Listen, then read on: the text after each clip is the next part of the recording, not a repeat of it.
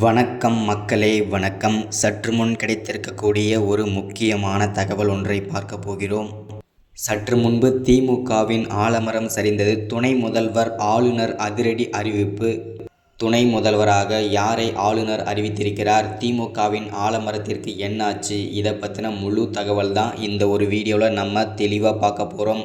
அதற்கு முன்பு நமது சேனலுக்கு நீங்கள் புதிய பார்வையாளராக இருப்பதற்கு வாய்ப்புகள் நிறையவே இருக்கிறது. ஸோ அதனால் முடிஞ்ச அளவுக்கு எல்லோரும் மறக்காமல் நமது சேனலை சப்ஸ்கிரைப் பண்ணுங்கள். சப்ஸ்கிரைப் பண்ண உடனே பக்கத்தில் ஒரு பெல் பட்டன் வரும், அதை கிளிக் பண்ணி ஆல் என்ற ஆப்ஷனில் போட்டு வச்சுக்கோங்க. தொடர்ந்து நம்ம வீடியோ போட்டோம்னா உங்களுக்கு நோட்டிஃபிகேஷன் வந்துடும். அதை பார்த்து நீங்கள் தெரிஞ்சுக்கலாம்.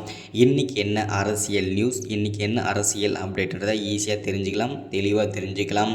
ஸோ அது மட்டும் இல்லாமல் வீடியோ பார்க்குற எல்லோரும் மறக்காமல் லைக் பண்ணுங்கள், ஷேர் பண்ணுங்கள். ரொம்ப இம்பார்ட்டண்ட்டாக இருக்கும். ஓகே, வாங்க வீடியோக்குள்ளே போகலாம்.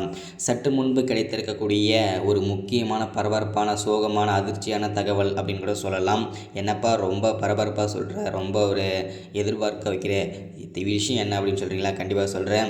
திமுகவிற்கு ஆலமரமாக நின்று கொண்டிருந்த முதல்வர் ஸ்டாலின் வந்து சரிந்திருக்கிறார். அவருக்கு உடல்நலக் குறைவால் அப்போலோ ஹாஸ்பிட்டலில் வந்து பார்த்திங்கனாக்க அனுமதிக்கப்பட்டிருக்காரு. அவருக்கு என்ன ஆச்சுன்றதை தொடர்ந்து பார்க்கலாம். அதற்கு முன்பு துணை முதல்வராக உதயநிதி அவர்கள், அதாவது விளையாட்டுத்துறை அமைச்சராக இருக்கும் உதயநிதிக்கு தான் இந்த துணை முதல் பதவி வந்து ஆளுநர் அவர்கள் வந்து அதிரடியாக அறிவிச்சிருக்காங்க.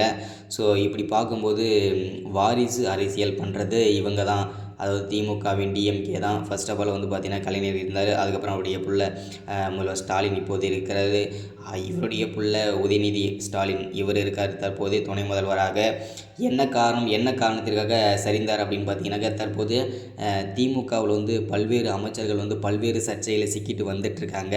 அந்த நிலையில் தற்போது முதல்வர் ஸ்டாலினும் வந்து அந்த சர்ச்சையில் சிக்கிட்டு வரப்போகிற நிலையில் தற்போது நெஞ்சு வலி அப்படின்னு சொல்லிட்டு அப்போலோ ஹாஸ்பிட்டல் வந்து படுத்துட்டார்.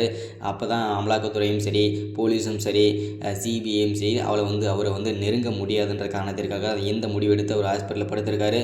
தற்போது துணை முதல்வராக விளையாட்டுத்துறை அமைச்சரான உதயநிதியை வந்து பார்த்திங்கன்னா துணை முதல்வராக ஆளுநர் அவர்கள் வந்து அறிவிச்சிருக்காங்க. இது வந்து பெரும் பரபரப்பை ஏற்படுத்தியிருக்கு.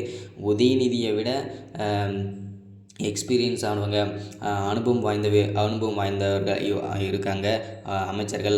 இருந்துமே வாரிசு அரசியல் பண்ணணும் அப்படின்றதுக்காகவே துணை முதல்வராக உதயநிதி அவர்களுக்கு ஆளுநர் கொடுத்துருக்காங்க. இது வந்து திமுக முதல்வர் ஸ்டாலினோட பிளான்ன்றதை தெளிவாக இந்த இடத்துல உறுதிப்படுத்திக்கிறாங்க. அது மட்டும் இல்லைங்க, இந்த வீடியோவில் அடுத்தடுத்த வீடியோவில் தொடர்ந்து செல்லலாம். அதிலும் திமுக 11 அமைச்சர்கள் வந்து கைதாக போகிறாங்கன்றதை சொல்லியிருக்காங்க. அடுத்த வீடியோவில் வந்து அதோட தொடர்ச்சியை நான் சொல்கிறேன், என்னாச்சுன்றதை. மறக்காமல் சப்ஸ்கிரைப் பண்ணுங்கள், லைக் பண்ணுங்கள், ஷேர் பண்ணுங்கள்.